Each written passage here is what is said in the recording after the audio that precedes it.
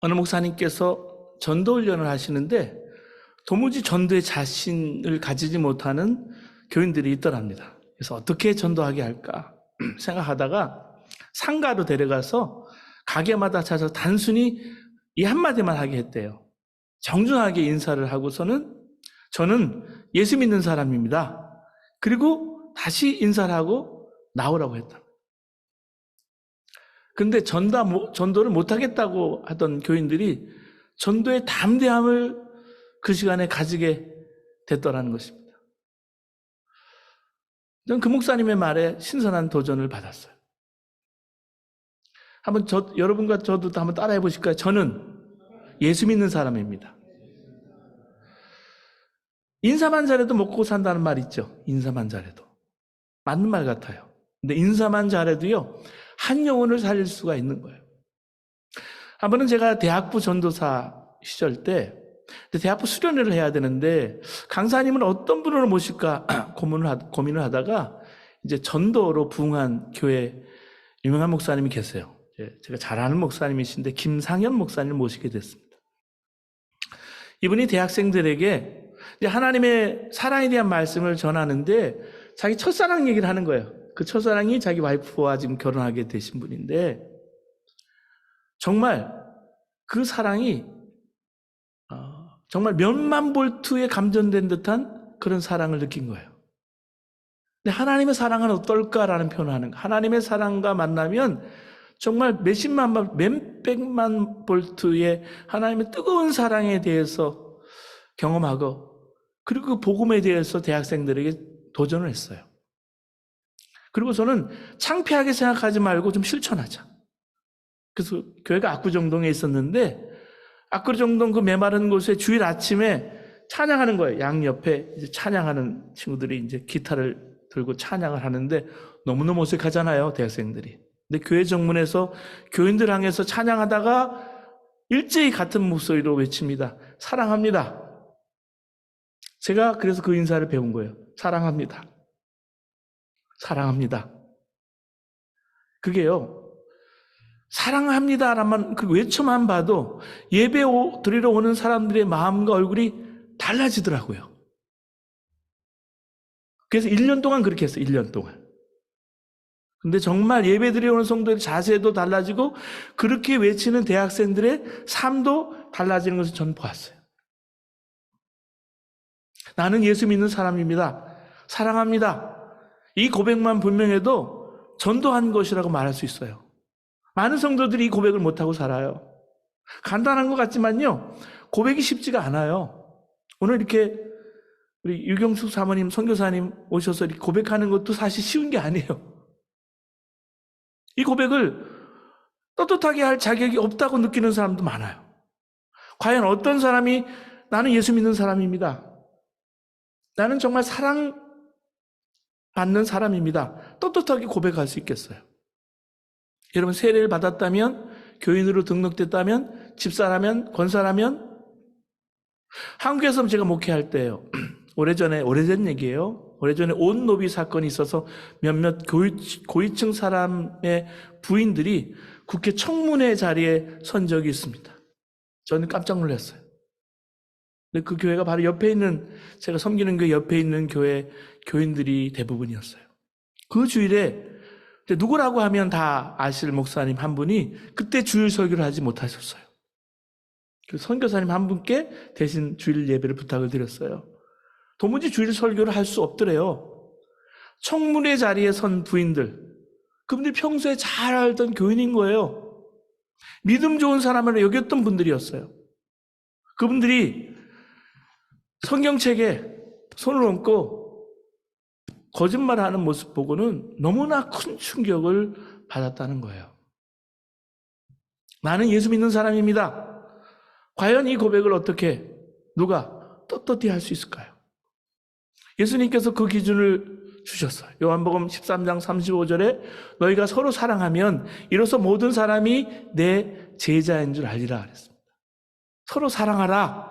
이것이 나는 예수 믿는 사람입니다 라고 말할 수 있는 기준이에요. 실제로 사랑하지 못하면 나는 예수 믿는 사람입니다. 떳떳하게 고백할 수가 없음을 느낍니다. 부부싸움하고 나면 큐티하기도 부끄럽고요. 나누기도 부끄럽고 새벽기도 나오기도 쑥스럽습니다. 위선자, 그러고도 큐티한다고 할 수 있어? 기도한다면 나야?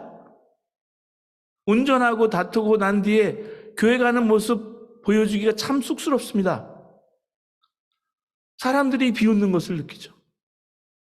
요한복음 3장 17절에 이렇게 말하고 있습니다. 누가 이 세상의 재물을 가지고 형제의 궁핍함을 보고도 도와줄 마음을 닫으면 하나님의 사랑이 그 속에 거하겠느냐. 여러분, 하나님의 사랑이 머물러 있는 것이 이게 축복의 열쇠예요. 정말 하나님께서 나를 사랑하시면 그걸로 충분하지 않겠어요? 그런데 어떤 사람에게 이런 일이 일어나냐 하면 어려운 사람을 도울 때 그렇게 된다는 거예요. 사랑하는 여러분, 어려운 일을 돕는 것이 축복이에요.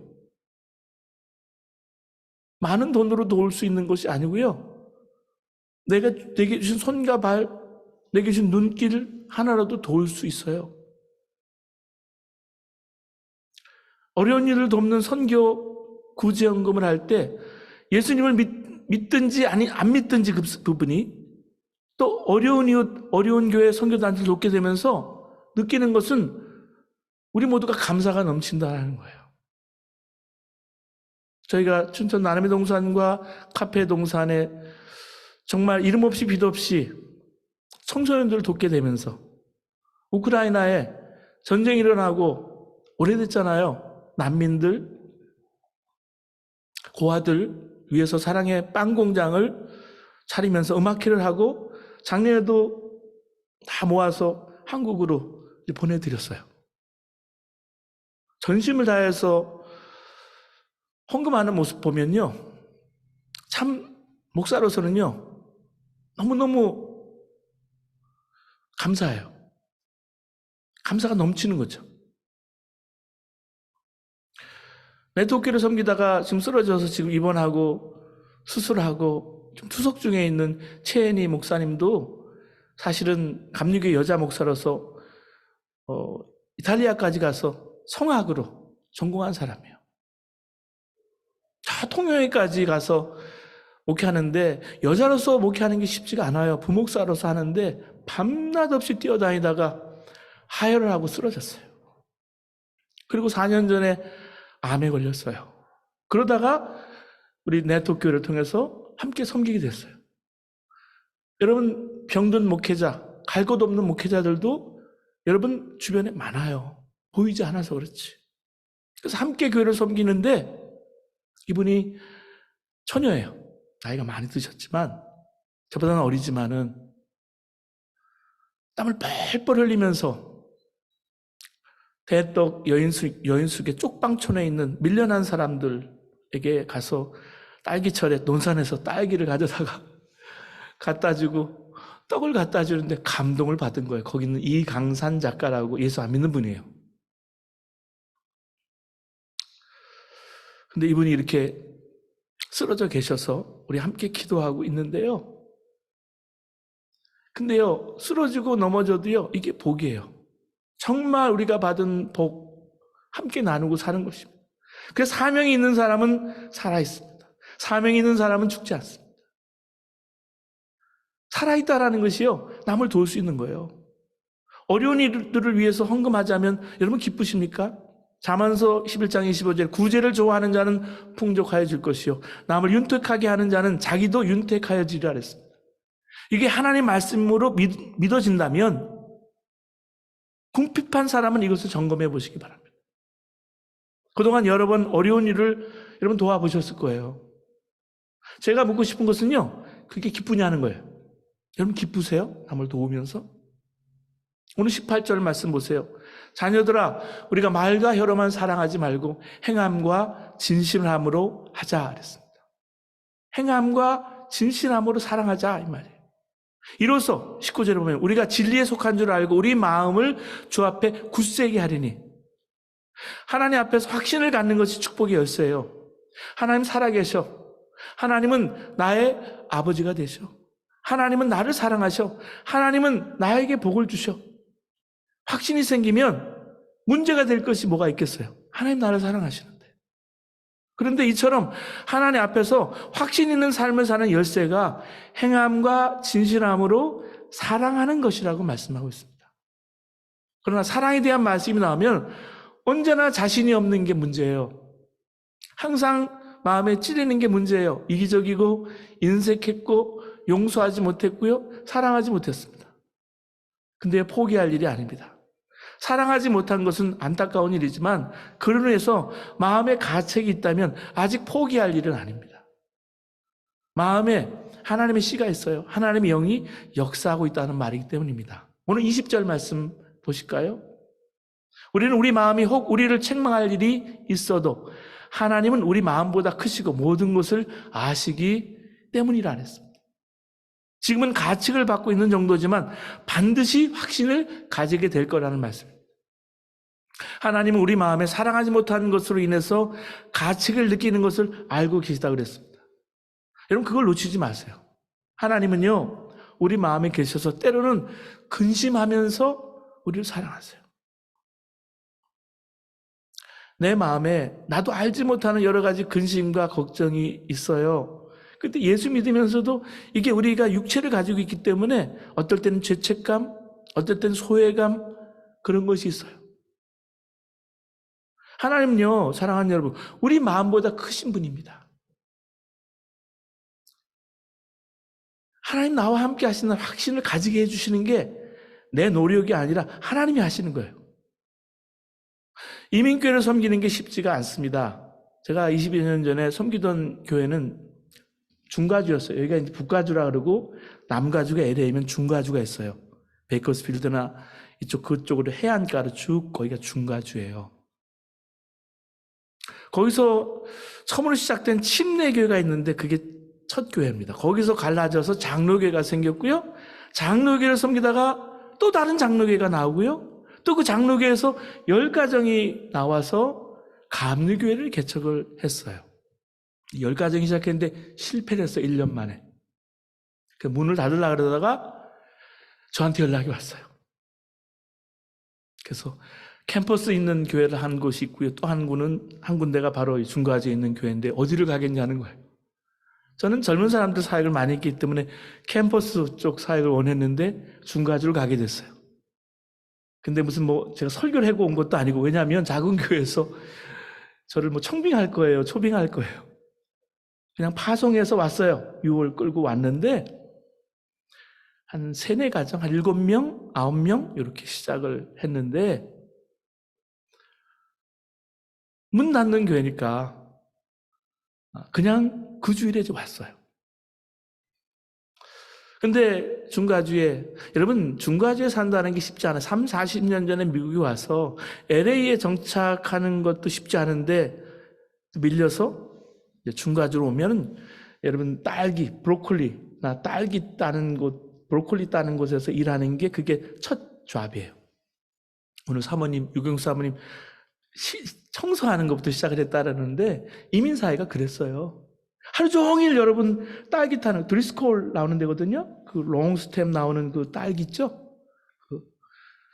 지금 우리가 보는 크게 초콜릿 찍어 먹으면 좋은 딸기. 근데요 하루 종일 일해보세요. 그게 쉬운 일이 아니랍니다. 딸기를 따고 어렵게 이민생활에 적응해야만 됐습니다. 여러분 디스카운트 몰이 있어요. 수완밋이라고. 야외 수완밋 그 디스카운트 몰은요. 눈물 아니면 생활을 할 수 없어요. 갑자기 비바람이 불고 바람이 불면 천막을 짓고서 이렇게 있는데 한 번은 한 집사님 권사님이 얘기해요. 바람 때문에 붕 뜨더래요. 본인이. 전봇대와 같은 높이가 됐어요. 그리고 우는 거예요.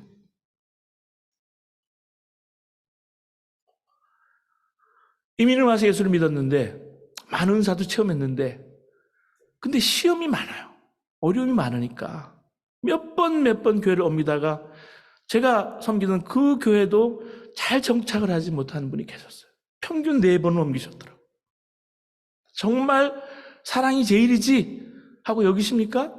대답을 분명히 하지 못하십니다. 괴로워하십니다. 그러나요, 힘들고 어려워도 여전히 회복의 가능성이 거기에 있었어요. 하나님은요, 한 영혼을 사랑하시는 거예요. 딸기를 따더라도, 주유소를 운영하더라도. 미국에 여러분, 정말 이제는 2세들이 얼마나 잘 나가요.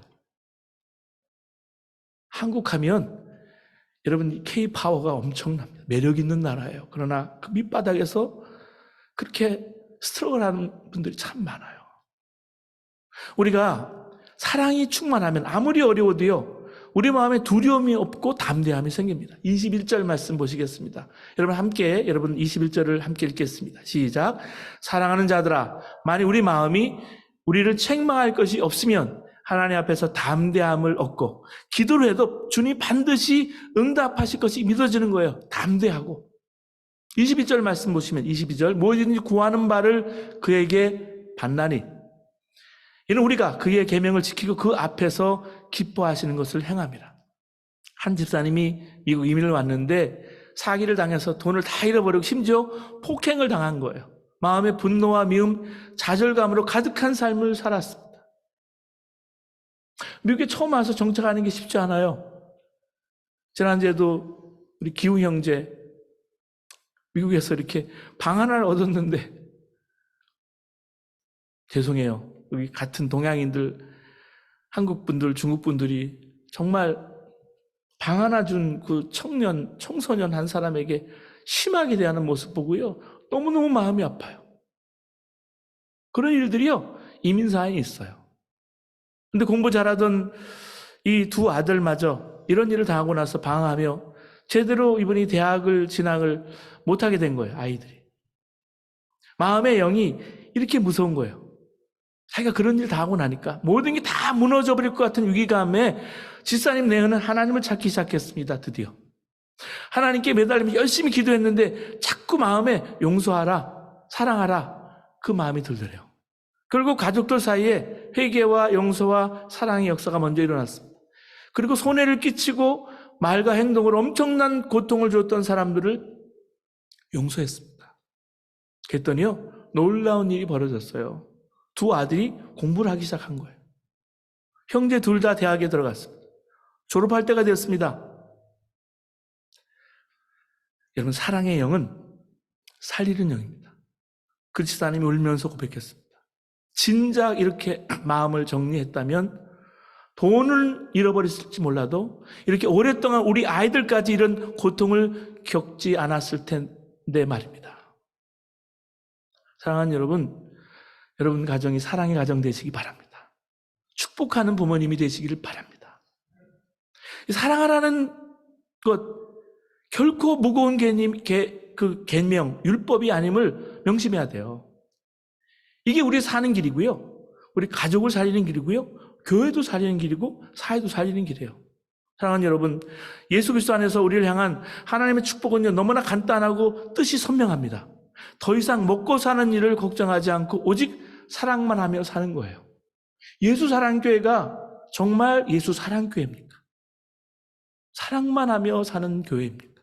사랑으로 소문난 교회입니까? 사랑의 분위기가 있는 교회입니까? 그게 살아있는 교회예요. 23절 말씀에 그의 계명은 이것이니 곧 그 아들 예수 그리스도의 이름을 믿고 그가 우리에게 주신 계명대로 서로 사랑할 것이니라. 하나님의 계명은 결코 힘든 게 아닙니다. 이보다 더 큰 축복이 어디 있겠어요? 오늘 우리 사회가 이토록 과격하고 흥분하고 증오하고 미워하는 것은요, 사랑이 없기 때문입니다. 사랑이 메말랐기 때문에 그래요. 사람들은 믿지 못하겠지만 사랑이 회복되지 않으면 사회는 치유되지 않아요. 믿지 못할 게 사람이잖아요. 하나님이요, 사랑이 아니면 회복과 치유를 허락하지 않으세요. 지금 한국 사회를 보세요. 문제는요, 마음의 영입니다. 이 마음에 미움의 영이 역사하는 거예요. 미국 사회에 지금요, 동양인 차별의 문제는 증오의 영이 미국 사회에 역사하고 있기 때문입니다. 그래서 증오 범죄라고 하잖아요. 잘해보자, 바로 해보자는 것과 증오, 미움은 전혀 다른 영입니다. 속으면 안 돼요. 미워하고 싸우면 다 망한다고 자녀들에게 그렇게 가르치면서도 어른들은 왜 그럴까요? 그러니까 이민교회가 상처를 받고 다음 세대가 이어지지 않는 거예요. 우리 부모님들을 봤으니까 서로 교회에서 잘해보자 하고 싸우는 거예요. 전화통만 붙들면 싸우는 거예요. 밥 먹으면서 싸우는 거예요. 그거를 본 자녀들이요, 어떨까요? 나는 그 교회 테이크오버해서 바톤을 받아서 같이 목회하기가 싫은 거예요.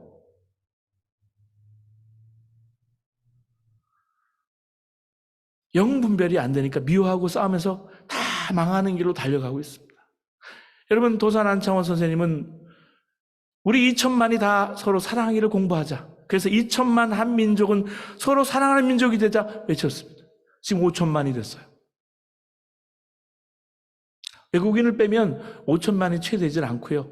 아이를 더 낳지 않으니까 점점 줄어들 텐데, 여러분, 우리 민족을 위해서 고민하고 기도하고 여러분 깨달은 것이 있으십니까? 사랑하는 여러분, 어디에서 사랑의 힘이 일어날 수 있을까요?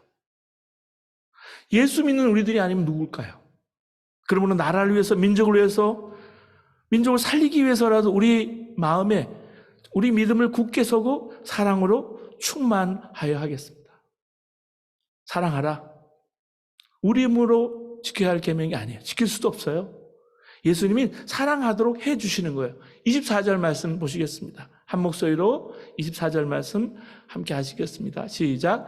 그의 계명을 지키는 자는 주 안에 거하고 주는 그의 안에 거하시나니 우리에게 주신 성령으로 말미암아 그가 우리 안에 거하시는 줄을 우리가 아느니라. 사랑해야 성령님이 오신다는 말이 아닙니다. 성령님이 오셔서 우리가 사랑하는 계명을 지킬 수 있게 해주신다는 말이에요. 내 안에 계신 성령님께서. 예수님 안에 있고 예수님 우리 안에 계심을 알게 되면 누구나 믿음으로 살게 됩니다. 크리스트 김 선교사님이라고 있어요. 이분이 상담이나 이런 사역을 많이 하시는 선교사님인데 유스 위더 미션 사역을 참 많이 하시는 분이에요. 하와이의 열방대학에 사역하시는 분인데, 이 선교사님이 청년 때 어느 날 룸메이트가 많은 형제들부터 꽃다발을 많이 받더래요. 근데 자기에게 꽃다발 가져다 던 형제가 하나도 없더랍니다. 자기 혼자 방에서 울었대요.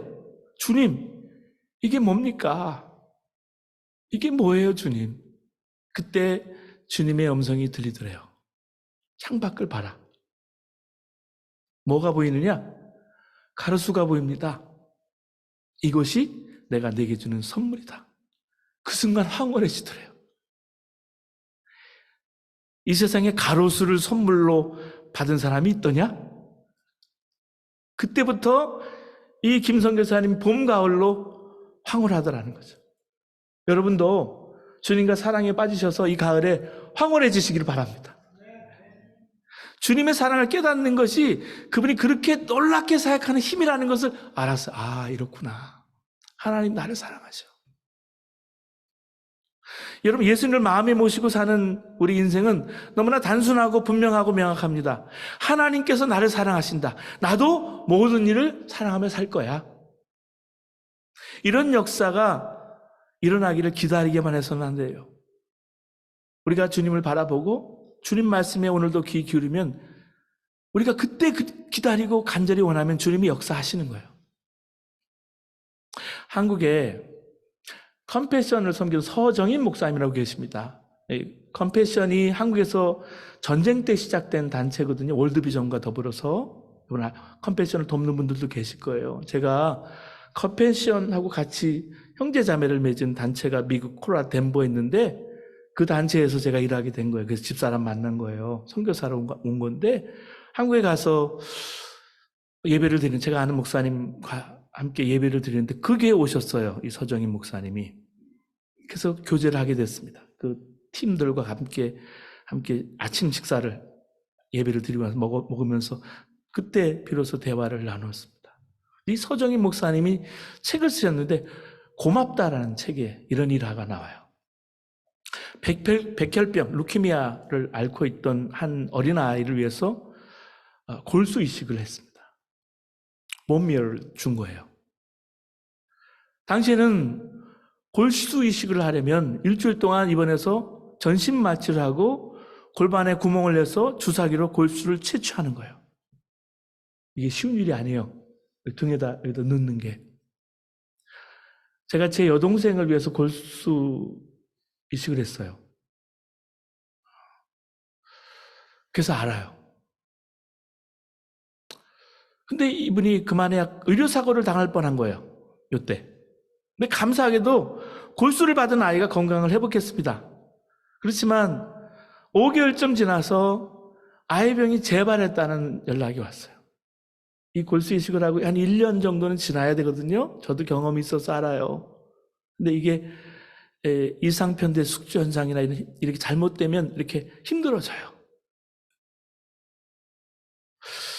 그래서 문제는 골수 기증을 다시 해달라는 거예요. 그 요청을 받았대요. 이 아이는 이제 다른 사람의 골수를 받을 수 없다는 거죠. 근데 다시 이식을 해도 아이가 살 확률은 1%였고요. 지난번 사고도 있어서 아내도 전문의도 매제도 전문의가 매제였다는데 주변 사람이 다 말렸대요. 그래서 병원에 이번에는 하지 않겠다고 통보를 했습니다. 근데 마음 한편에 그 부담감 때문에 만나는 사람들마다 유도 질문해서 이번에는 하지 않아도 된다는 확신을 이제 주변 사람에게 얻으려고 그러는 거예요. 그럼요. 어떻게 2번이나 하겠어요. 목사님 잘하셨어요. 몸도 약하시고 할 일도 많으신데요. 그런 중에 에콰도르에 남미의 비전 트립을 가게 됐는데 거기서 만난 장로님께 또 그간의 이야기를 이분이 한 거예요. 또 확신을, 컨펌을 받기 위해서. 하지 않아도 된다는 확신을 좀 얻고 싶었는데 의외로 그 장로님이 목사님 하시지요? 하는 거예요. 그러면서 말씀하시는 거예요. 제 큰아이가 백혈병으로 오래전에 세상을 떠났습니다. 그 아이의 부모 심정은 말할 수 없이 힘들 겁니다. 그 아이가 살고 죽고를 떠나 그 아이와 부모에게 하나님 사랑을 전하는 기회가 되지 않겠습니까? 그날 호텔로 돌아와서 답답한 마음으로 하나님 앞에 엎드려 기도를 드렸습니다. 그때 하나님께서 말씀하시더래요. 만약 그 여자아이가 네 친딸이었다면 너는 그 아이를 포기할 수 있겠니? 설사 1%의 가능성밖에 없다고 해도 말이야. 그때 망치로 머리를 한 대 맞은 그런 기분이었대요. 하나님께서 못을 박듯 다시 한번 못을 재차 박듯 마음을 울리신 거예요. 그 아이는 내 것이라. 이제 와서 병원과 아이의 부모에게 생각이 바뀌었다고 전하기가 민망한 거예요. 이런 일을 하는 것이 정말 자원하는 마음도 아니었고 순간 동기도 없었다는 것을 꼭 밝혀야 되겠다는 생각에 편지를 썼습니다. 그러자 눈물이 왈칵 쏟아져 나왔습니다. 딸 아이의 생명을 놓고 그 부모가 얼마나 애간장이 녹였는지 느껴졌기 때문에 부끄러운 목사라고 편지 제목을 쓰고 그간의 제 마음과 상황을 솔직하게 적었습니다. 하나님 마음에 항복했기에 골수 이식을 한다라고 했습니다. 그리고 편지 말미에 이렇게 썼습니다. 우리 예수님께 매달립시다. 아이가 죽고 사는 것은 하나님이 정하셨다고 믿습니다. 우리 예수님을 붙잡읍시다. 한국에 돌아온 후에 바로 병원에 가서 이식 준비를 하는데 그 아이의 어머니에게 답장이 왔습니다. 5장의 긴 편지였는데 그 장마다 눈물이 떨어진 흔적이 보이는 거예요. 한 번도 아니고 2번이나 골수 이식을 해주셔서 감사합니다. 딸애가 무균실에서 너무 고통스러워하고 있어 감사의 편지를 쓸 겨를이 없습니다. 무균실에 가거든요. 그래서 노출이 되면 안 되기 때문에. 저도 목사님이 얘기하는 예수님이 누군지는 모르겠지만 매달리겠습니다. 기도하겠습니다. 어머니의 간절한 매달림과 기도가 응답을 받았습니다. 그 딸은 지금까지 건강하게 잘 지내고 있습니다. 그리고 온 가족이 교회 다니고 있고요. 그 아이의 아버지도 다른 아이한테 골수 이식을 해줬대요. 저는요, 목사님과 교제하고 저도 아이들 돕는 사역을 지금까지 하고 있거든요. 따로 저희 가정이 20년을 넘게 남미 아이들을 지금 돕고 있어요. 제가 이 이야기를 읽으면서 우리가 사랑하는 것이 힘이 들지만 주님을 계속해서 바라보고 있으면 결국 주님은 우리에게 사랑의 기적을 이루심을 알 수 있었습니다. 우리가 성령으로 충만하면 우리는 담대히 예수 믿는 사람입니다 라고 외칠 수 있습니다. 사랑의 힘이 우리 안에 강과 같이 흘러나가게 돼요. 우리 자신도 살고 가정도 살고 교회도 살고 민족도 살게 될 것입니다. 여러분, 행함과 진실함으로 사랑하시는 저와 여러분 되시기를 주님의 이름으로 축원합니다.